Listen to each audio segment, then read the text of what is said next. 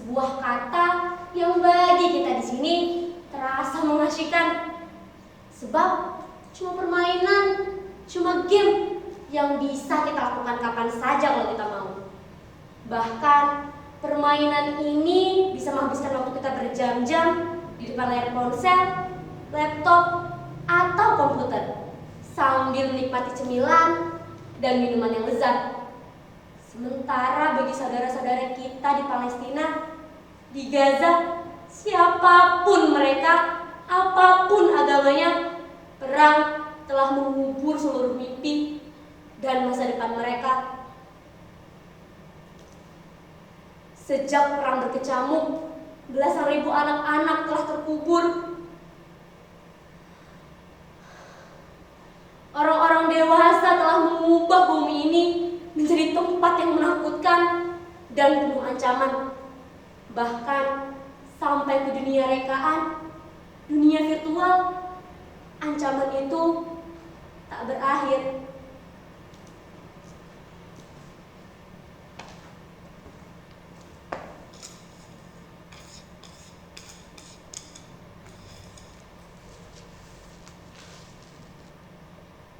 Mengapa Tuhan tak menciptakan bumi yang lain, tanah yang lain, yang hanya dihuni oleh anak-anak, dipenuhi dengan tempat bermain, rumah-rumah yang tentram, makanan yang cukup, dekat persahabatan dan persaudaraan, taman-taman bunga, kebun-kebun yang selalu berbuah.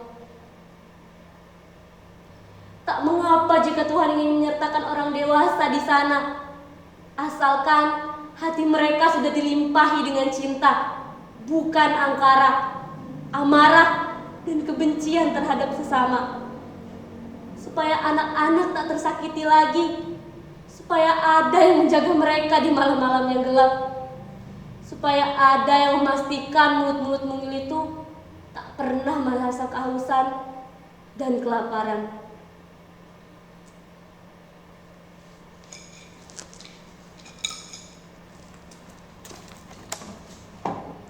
Aku berangkatkan perahu itu beberapa mil dari sini. Berhari-hari aku menelusuri pantai, mencari perahu nelayan yang tak terpakai lagi dan memintanya untuk digunakan mengangkut sauk. Aku beruntung, Pak Nyoman, nelayan tua yang baru saja mendapatkan bantuan perahu baru, memberikan perahu lamanya ini untukku.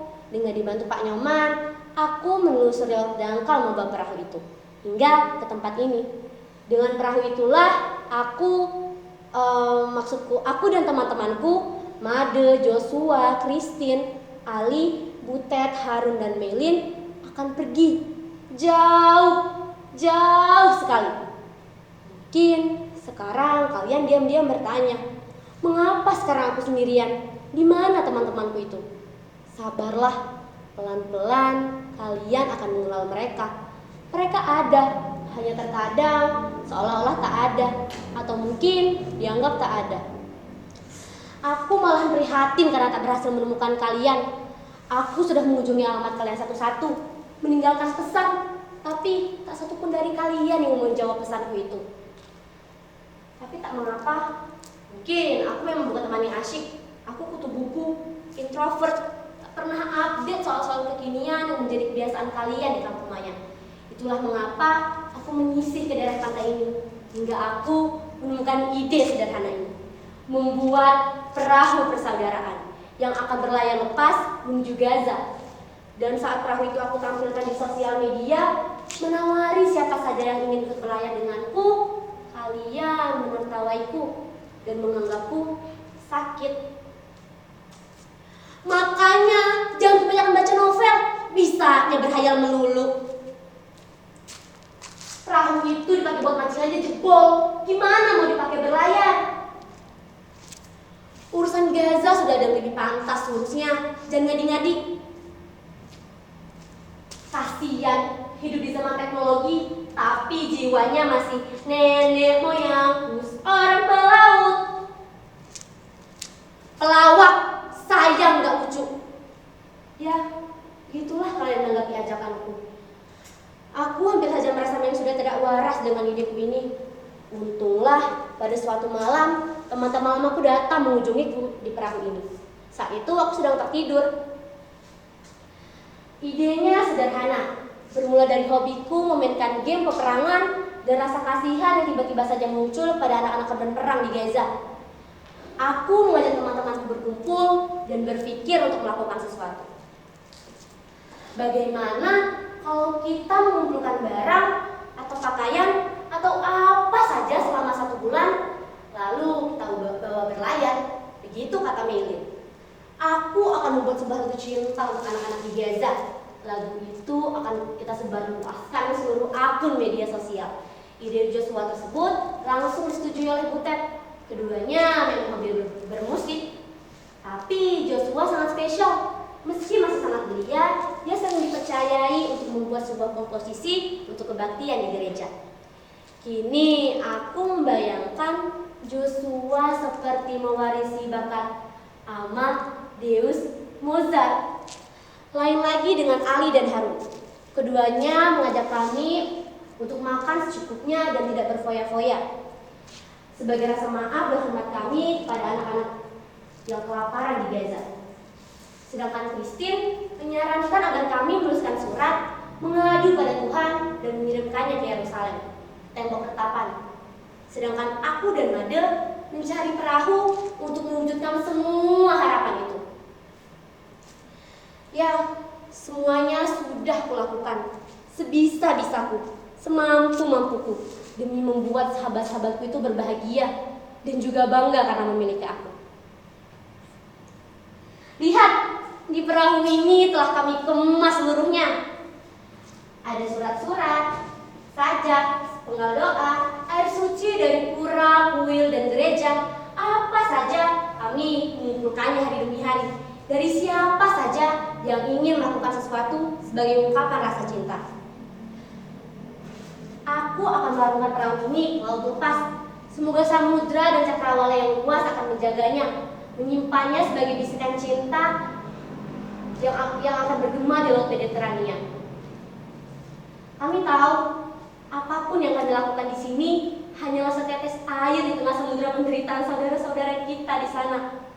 Tapi kami ingin sekali ada untuk mereka, sangat-sangat ingin menjadi bagian dari kebaikan yang dikirimkan Tuhan untuk mereka.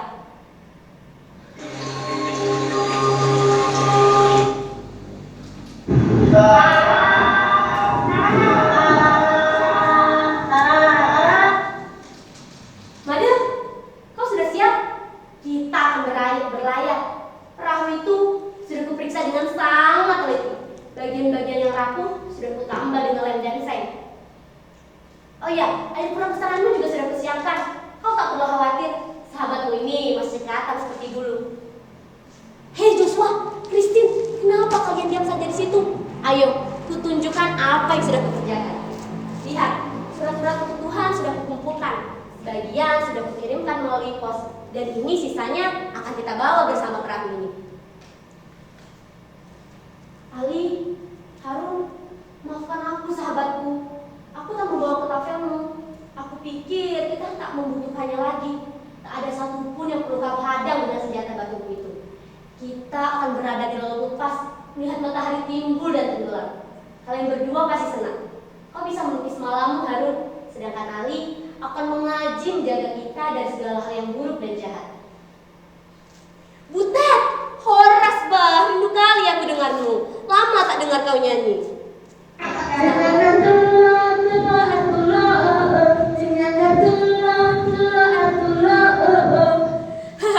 Kau berlagak macam penyanyi rock and roll rupanya. Oh iya, tugas kau dalam perjalanan ini adalah menyanyi. Sepakat kan kau? Apa? Catur? Jangan kau ragukan itu. Sudah kusiapkan di perahu itu. Tapi kau harus janji, kita main catur secara sportif. Jangan kau pakai cara Bang Naga Bonar.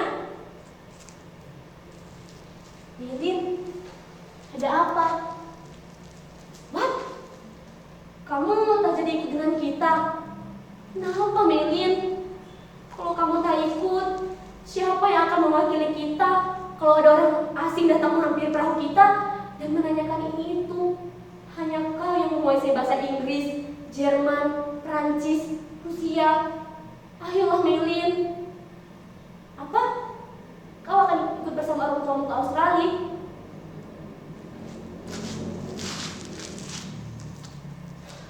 Melin adalah sahabatku yang tiba-tiba menghilang setelah terjadi kerusuhan.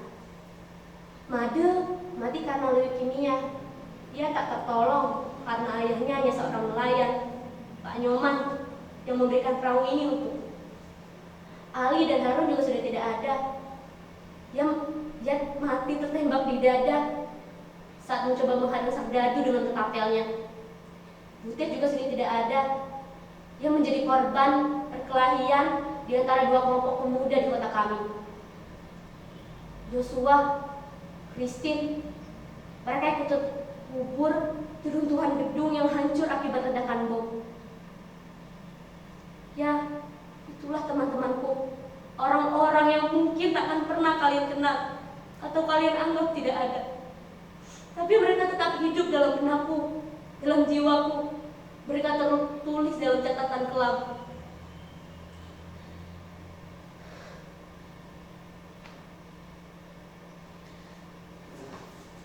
Benda-benda ini aku dapatkan dari sahabat-sahabatku tadi.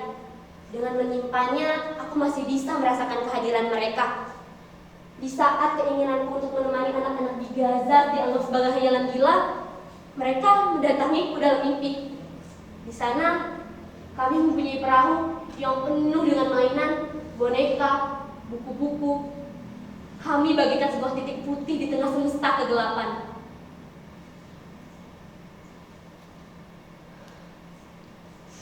Aku ingin sekali ada untuk teman-temanku di Gaza. Sangat-sangat ingin menemani mereka. Maka setiap hari, sepulang sekolah atau di hari libur seperti ini, aku mengunjungi perahu ini. Membawa apa saja yang aku anggap bisa membahagiakan anak-anak di sana. Aku membayangkan mereka akan tersenyum dan memelukku saat menerimanya. Setiap hari kutuliskan surat untuk sekedar menanyakan kabar atau menanyakan mereka ingin makan apa. Mungkin kalian pun akan menganggapku tak waras, tapi apa yang bisa kuberikan untuk mereka?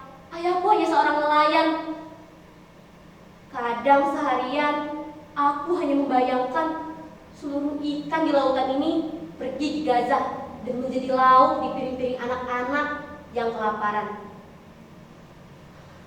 Hari ini aku menuliskan surat terakhirku untuk mereka, dan setelah itu perahu ini akan kularungkan ke lautan.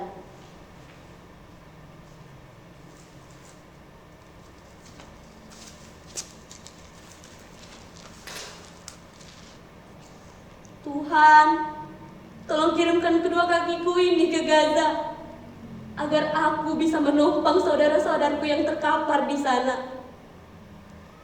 Tuhan, tolong kirimkan sepasang mataku ini ke Gaza, agar aku bisa menggantikan mata anak-anak yang menangis karena ketakutan dan kehilangan. Tuhan, tolong kirimkan tubuhku ini ke Gaza, dan ubahlah menjadi roti yang tak akan pernah habis, agar tak ada anak yang menangis di bumimu yang kini penuh dengan angkara.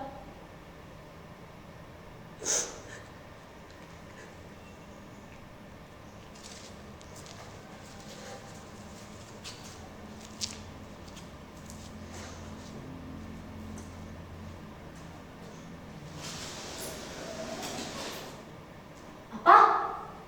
Kalian menanyakan namaku siapa? Namaku Nusantara.